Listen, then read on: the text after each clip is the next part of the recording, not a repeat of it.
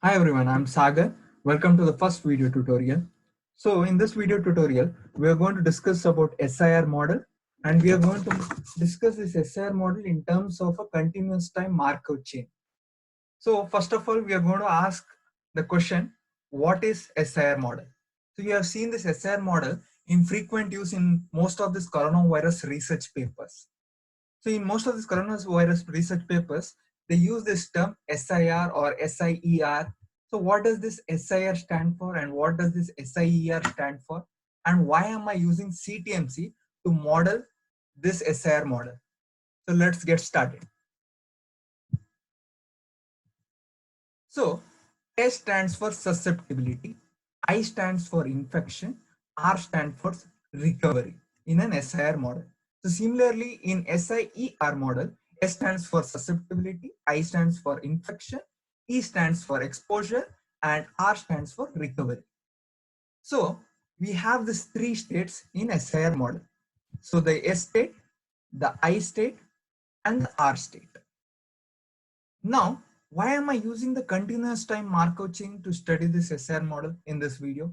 It is because I don't have to solve tough differential equations to see what happens at a higher amount of time. What happens at t tends to infinity? So we don't have to solve a differential equation to know the stationary distribution, to know with what probability that the state is going to be a recovery state. So that's the reason why we have modeled the SIR as a continuous time Markov chain. So now, what is continuous time Markov chain? Continuous time Markov chain is nothing but similar to discrete time Markov chain, where in discrete time Markov chain, we jump at every time instant. Instead of that, here we transit from one particular state to another state after an exponentially distributed amount of time. So we are going to be at state S, and after exponentially distributed amount of time, we are going to jump from state S to state I. So that happens with the rate beta I by n. So what is this beta and what is this I by n?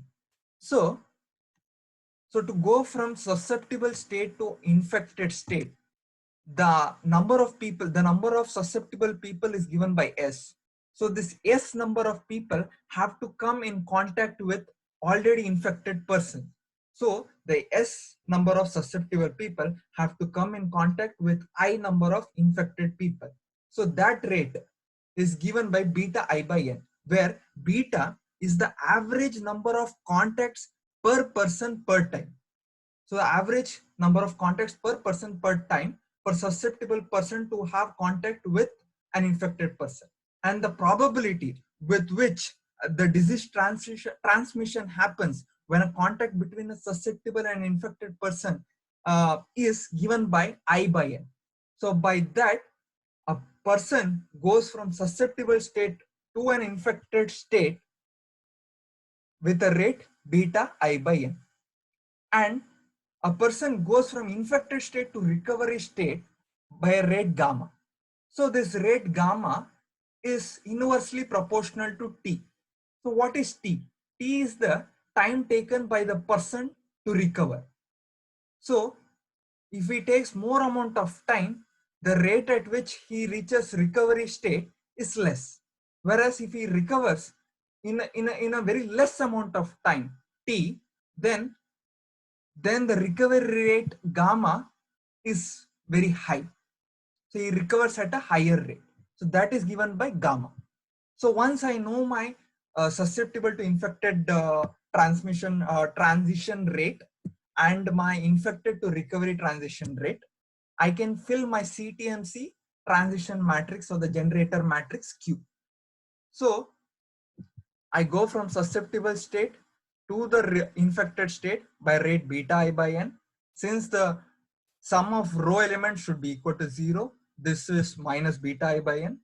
And a person goes from infected state to recovery state by a rate gamma. Since the sum of elements in the row should be 0, this should be minus gamma.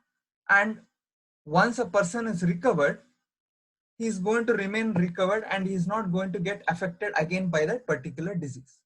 So I have filled in my generator matrix. Once I filled in my generator matrix, I can find my stationary distribution pi by solving pi q is equal to 0. Once I solve pi q is equal to 0, I get this row vector pi, which depicts the stationary distribution of all these particular states, of all these three states: susceptible, infected, and recovery.